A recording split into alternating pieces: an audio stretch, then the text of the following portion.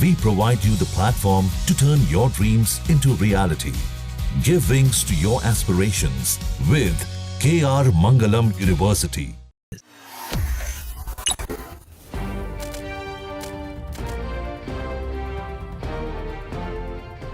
नमस्कार, जजमेंट समझिए माला दीक्षित से कार्यक्रम में आपका स्वागत है।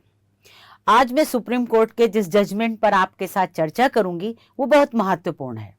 और महत्वपूर्ण इस लिहाज से कि सुप्रीम कोर्ट का अगर ये जजमेंट जो लागू हो जाएगा और या लागू हो गया है,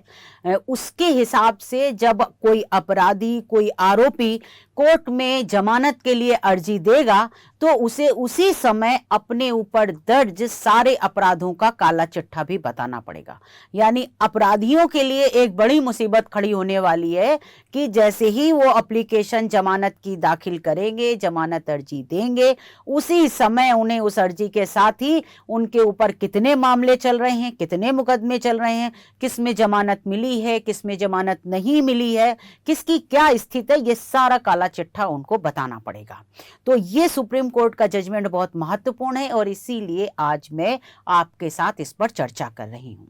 सुप्रीम कोर्ट ने अभी हाल में एक जजमेंट दिया है और वो मामला था राजस्थान का। राजस्थान में एक डिस्ट्रिक्ट जज के रैंक के एक न्यायिक अधिकारी ने सुप्रीम कोर्ट में याचिका दाखिल की थी, जिसमें उस न्यायिक अधिकारी ने यानी उन जज साहब ने ये ग्रीवेंस थी, उनकी शिकायत थी कि उन्होंने एक मामले में जमानत दी थी और जब वो मामला आगे हाई कोर्ट में विचार के लिए गया तो हाई कोर्ट ने उनका आदेश तो जमानत देने का रद्द किया ही, साथ ही बहुत कड़ी कड़ी टिप्पणियां कर दी उनके खिलाफ उनके जजमेंट पर। और तो वो जज साहब जो थे लोअर जुडिशरी के, वो आए थे सुप्रीम कोर्ट, वो टिप्पणियां जो सख्त उनके ऊपर हुई थी उनको हटवाने के लिए सुप्रीम कोर्ट आए थे और उसी मामले में सुप्रीम कोर्ट ने ये फैसला सुनाया है। तो सुप्रीम कोर्ट ने सबसे पहले तो हाई कोर्ट की वो जो टिप्पणियां, प्रतिकूल टिप्पणियां थी उन जज साहब के खिलाफ, उनको समाप्त किया है और ये भी सुप्रीम कोर्ट ने अपने बहुत से पूर्व फैसलों का हवाला दिया है जिसमें यह कहा गया है कि किसी भी मामले में सुनवाई करते समय हाई कोर्टों को इस तरह की न्यायिक अधिकारियों के खिलाफ प्रतिकूल टिप्पणियां करने से बचना चाहिए, सीधे तौर पर कोई टिप्पणियां नहीं की जानी चाहिए। तो ये तो उस जजमेंट का एक पार्ट था। दूसरा पार्ट क्या हुआ, वास्तव में उस केस में क्या था, जिस व्यक्ति को जमानत दी गई थी, जो मामला था उसमें आरोप यही था कि जमानत देते समय जो डिस्ट्रिक्ट जुडिशरी है, जो जिला अदालत के न्यायाधीश हैं, उन्होंने ये ध्यान नहीं दिया कि उस व्यक्ति पर, उस आरोपी के खिलाफ कितने मुकदमे हैं, उसकी आपराधिक पृष्ठभूमि क्या है, इस पर विचार किए बगैर उसकी जमानत अर्जी स्वीकार की थी। तो फिर जब सुप्रीम कोर्ट में मामला सुनवाई पर आया तो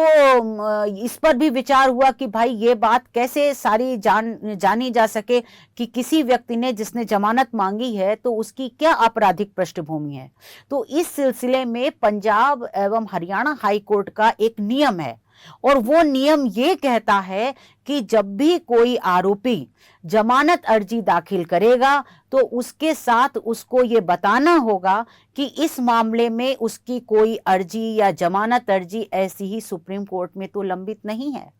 और अगर है तो उसकी क्या स्थिति है, उस पर क्या फैसला आया है।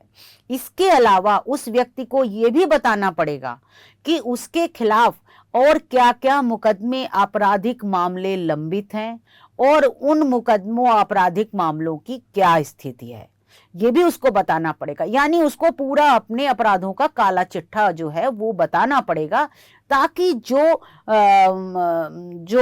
न्यायाधीश उस मामले को सुनेंगे उनको ये मालूम होगा कि जो व्यक्ति जमानत मांगने आया है उसकी आपराधिक पृष्ठभूमि क्या है, वास्तविकता क्या है। और उसमें नियम में यह भी है पंजाब हरियाणा हाई कोर्ट के कि अगर किसी मामले में जमानत अर्जी के साथ इस तरह के जो डिटेल है, ब्यौरा है, वो नहीं दिया गया है तो उस जमानत अर्जी को उचित आदेश के लिए लगाया जाएगा पहले, यानी ये देना आवश्यक है। तो सुप्रीम कोर्ट ने जो अभी हाल में फैसला दिया है उसमें सुप्रीम कोर्ट ने ये कहा है सारे उच्च न्यायालयों से, इस आदेश की प्रति सुप्रीम कोर्ट ने सभी उच्च न्यायालयों को भेजने का आदेश दिया है सुप्रीम कोर्ट रजिस्ट्री को, और कहा है कि सभी उच्च न्यायालय अपने यहाँ इसी तरह के नियम बनाए। यानी जो नियम पंजाब एवं हरियाणा हाई कोर्ट में है कि जमानत अर्जी दाखिल करते समय ही व्यक्ति को अपनी आपराधिक पृष्ठभूमि का, अपने ऊपर चल रहे सारे मुकदमों का काला चिट्ठा देना है, वो नियम सब जगह एक समान लागू किया जाए। तो सुप्रीम कोर्ट का ये जो आदेश है, जिसके बाद निश्चित तौर पर सारे हाई कोर्ट सुप्रीम कोर्ट के आदेश का पालन करते हैं, और जब ये फैसला जाएगा तो भी निश्चित तौर पर सारे हाई कोर्ट इस नियम को अडॉप्ट कर लेंगे। तो यानी आने वाले दिनों में अपराधियों के लिए मुसीबत बढ़ने वाली है। उनको अब जमानत लेना इतना आसान नहीं होगा, क्योंकि जो हैबिचुअल ऑफेंडर हैं, जो लोग आदतन अपराधी हैं, जिनके खिलाफ बहुत बहुत मुकदमे दर्ज होते हैं, और वो किसी तरह धता बता करके कि जो मौजूदा केस है उसी का ब्यौरा दे करके जमानत पाने की कोशिश करते हैं, उनके लिए अब राह मुश्किल हो जाएगी। क्योंकि जब भी वो जमानत अर्जी दाखिल करेंगे, उन्हें अपनी आपराधिक पृष्ठभूमि का पूरा ब्यौरा देना पड़ेगा। ये भी बताना पड़ेगा कि उन्होंने कहीं इस बारे में कोई जमानत अर्जी दाखिल कर रखी है कि नहीं, दाखिल की थी तो उस पर क्या ऑर्डर आया, वो किस स्टेज पर है, और बाकी मुकदमे जो उसके खिलाफ है उनकी क्या स्थिति है, वो किस स्टेज पर है। तो ये एक बहुत महत्वपूर्ण फैसला सुप्रीम कोर्ट का है, जो आने वाले दिनों में अपना असर दिखाएगा, जब सारे उच्च न्यायालय देश के जो हैं वो इसको